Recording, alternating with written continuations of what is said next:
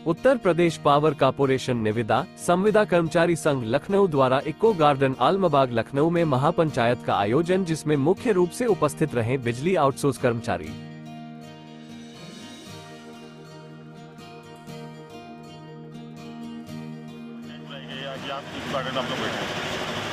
Power corporation labour का अनुबंध करता है। लाइनमैन, उपकेंद्र परिचालक, कंप्यूटर ऑपरेटर, मीटर रीडिंग का कार्य कराता है। संगठन की ये मांग है कि जिस कार्य को कराइए उसका अनुबंध करिए। वेतन में भेदभाव किया जाता है।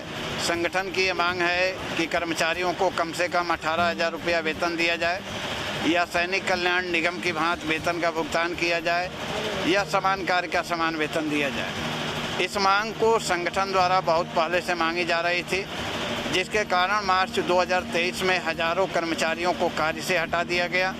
कुछ कर्मचारियों के खिलाफ मुकदमे भी, फर्जी मुकदमे कायम कराए गए। संगठन की ये मांग है कि मार्च 2023 में हटाए गए कर्मचारियों को कार्य पर वापस लिया जाए, उनके खिलाफ दर्ज मुकदमे वापस लिया जाए। अप्रैल 2023 में उपकेंद्र परिचालक सहायक के नाम पर हटाए गए कर्मचारियों को कार्य पर वापस लिया जाए। शक्ति भवन मुख्यालय से हटाए गए कर्मचारियों को कार्य पर वापस लिया जाए। ईपीएफ में जो घोटाला हुआ है उसकी जांच कराई जाए। विकलांग कर्मचारियों को क्षतिपूर्ति दिया जाए। घायल कर्मचारियों का उपचार कराया जाए। ये संगठन की प्रमुख मांगें हैं, और इन प्रमुख मांगों में सबसे पहली मांग ये है कि विभाग के नीतियों के अनुरूप मशरूल व्यवस्था के तहत कर्मचारियों की तैनाती कर कार्य कराया जाए। ये सारी मांग है। इस मांग को बहुत पहले से मांगा जा रहा है।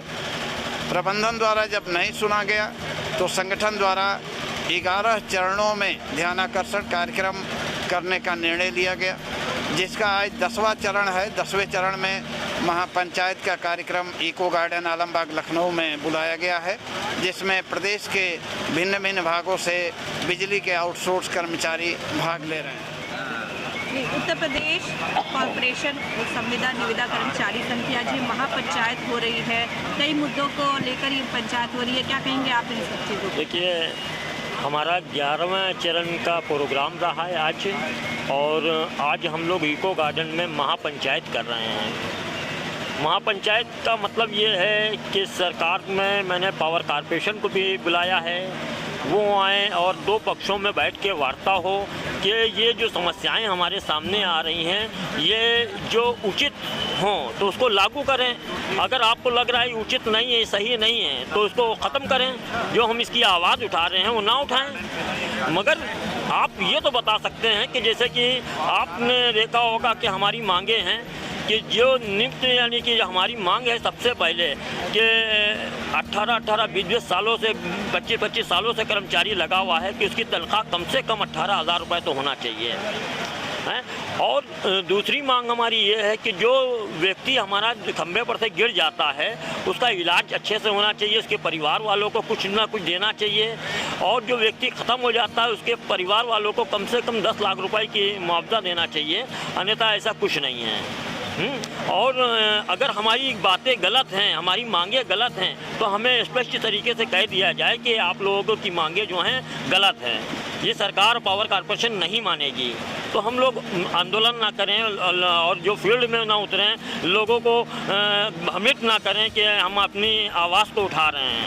हम लोग आवाज़ अपनी इसी वजह से उठा रहे हैं कि हमारी मांगे सही हैं, उचित जो हमारी मांगे हैं वास्तव में ये सही है। अगर ये सरकार के बीच के व्यक्तियों से पूछिएगा जो हमारी मांगे हैं वो सही हैं या गलत हैं, वो खुद ही स्वयं कहेंगे कि आपकी मांगे उचित हैं और सही हैं। इसलिए कि कम से कम एक व्यक्ति की तनख्वाह जो सीढ़ी डंडा चलाता है, यानी कि जो अनस्केल होता है, उसकी कम से कम 18,000 रुपये सैलरी होना चाहिए।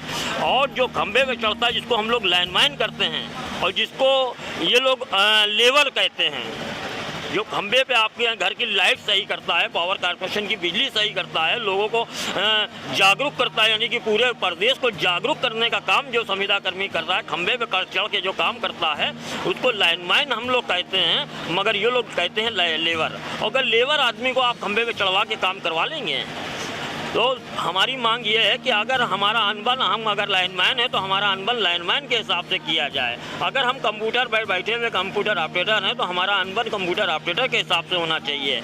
और जो हम लोग स्विच रूम में एसएसओ का पद हमारे पास में जो हम संविदा कर्मियों के पास में है तो उनका अनबन एसएसओ पद पे होना चाहिए।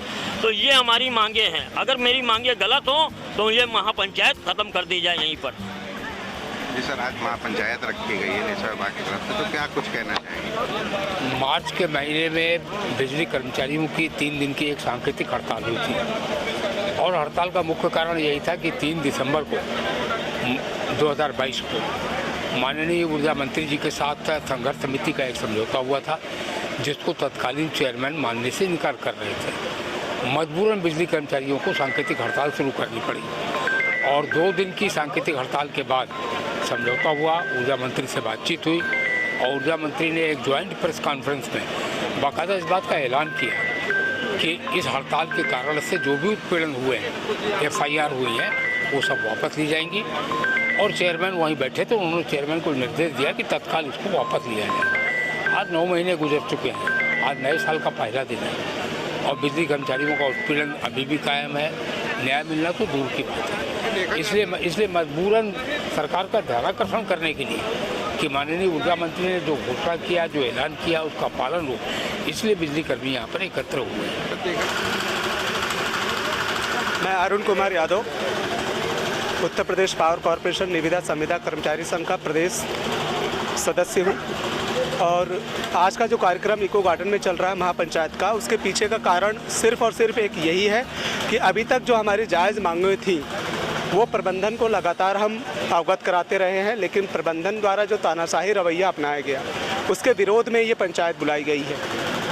ताकि हम ये पंचायत बुलाने का दूसरा कारण ये भी है कि हम संविधान के अनुरूप और संविधान पे विश्वास करने वाले लोग हैं, विभागीय हित में काम करने वाले लोग हैं, ठीक। और जिस विभाग में हम कार्य कर रहे हैं, यदि वही हमारी मांगों को नहीं सुन रहा है, नहीं मान रहा है, तो इस स्थिति ये महापंचायत उसी का परिणाम है। और एक बात और मैं आपसे के माध्यम से कहना चाहूँगा कि यदि अभी भी नहीं हमारी मांगों को सुना गया और उसका संज्ञान नहीं लिया गया तो निश्चित है कि ये महापंचायत अनिश्चितकालीन हड़ताल की ओर अग्रसर होगी। इसके लिए पूर्ण रूप से जिम्मेदार विभाग और सरकार होगी।